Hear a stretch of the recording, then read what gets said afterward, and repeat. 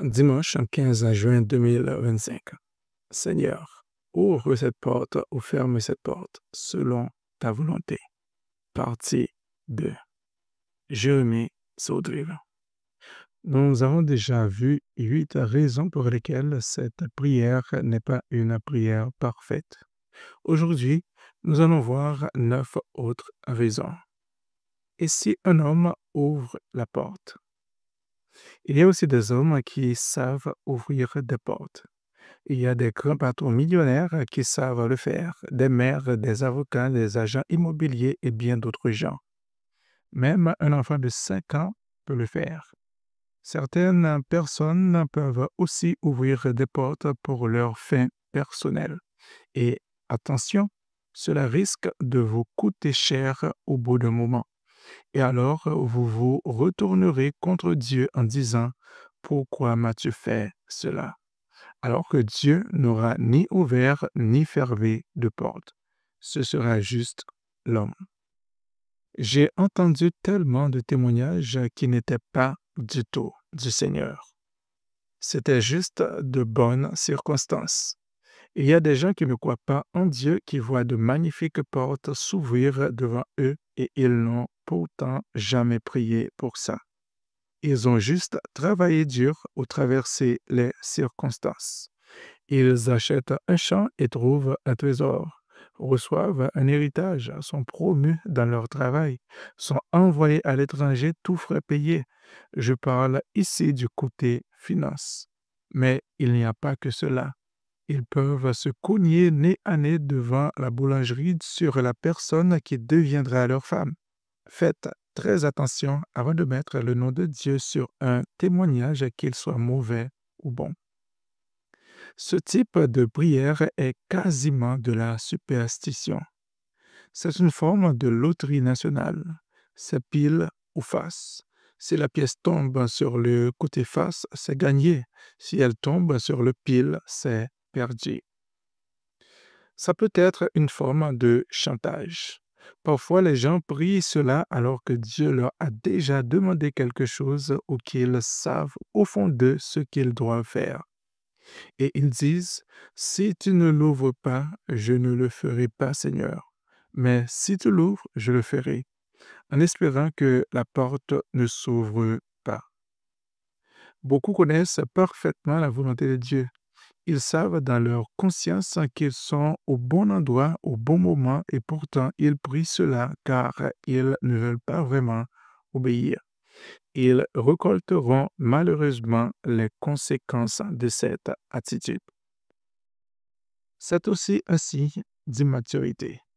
Si vous ne savez pas écouter directement la voix de Dieu, vous utiliserez cette forme d'excuse pour ne pas rechercher de tout votre cœur, de toute votre âme et de toute votre force la volonté de Dieu.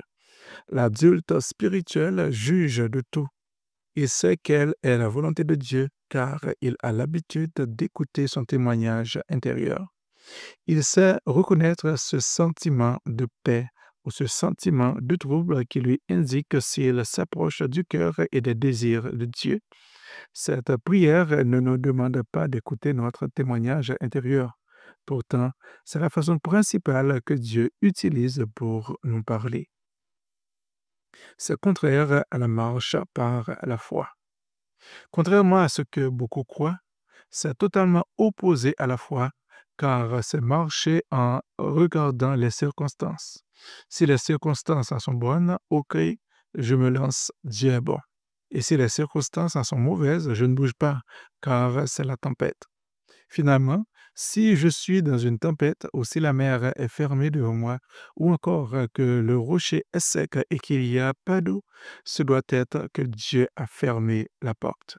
Non, Dieu veut seulement que tu parles à ta montagne, que tu parles au rocher, que tu parles à la tempête, car c'est l'autorité qu'il t'a donnée, et tant que tu ne bougeras pas dans ce qu'il a déjà mis dans ton cœur, il ne bougera pas non plus. Cela amène souvent au péché.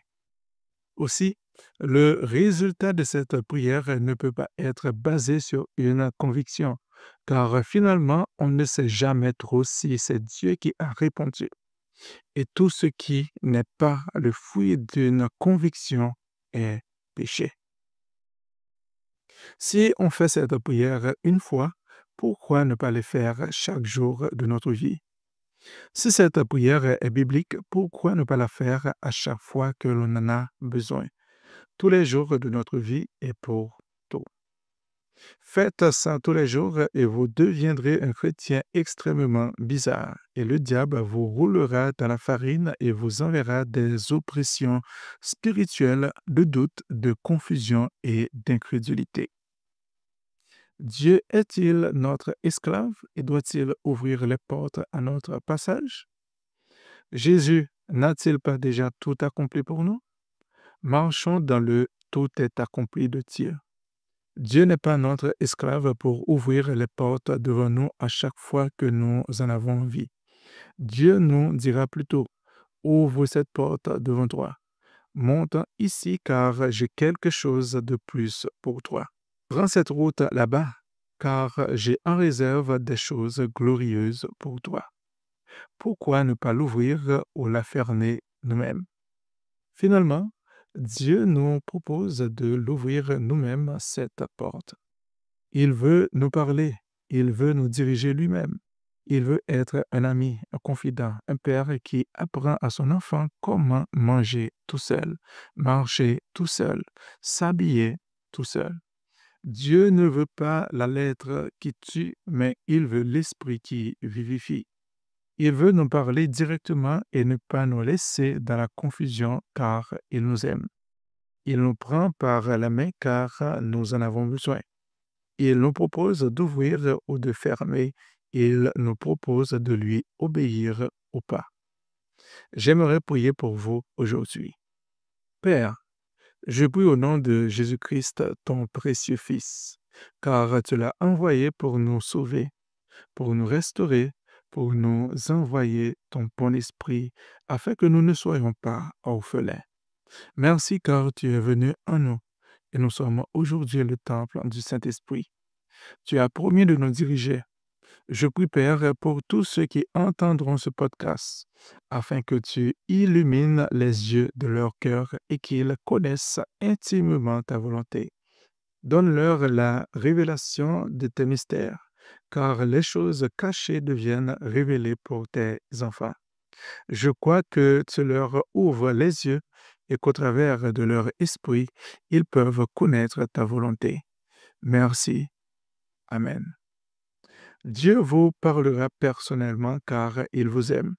Soyez sensibles au témoignage intérieur de votre esprit. Deutéronome 30, verset 19. J'en prends aujourd'hui à témoin contre vous le ciel et la terre. J'ai mis devant toi la vie et la mort, la bénédiction et la malédiction. Choisis la vie, afin que tu vives, toi et ta postérité. Amen.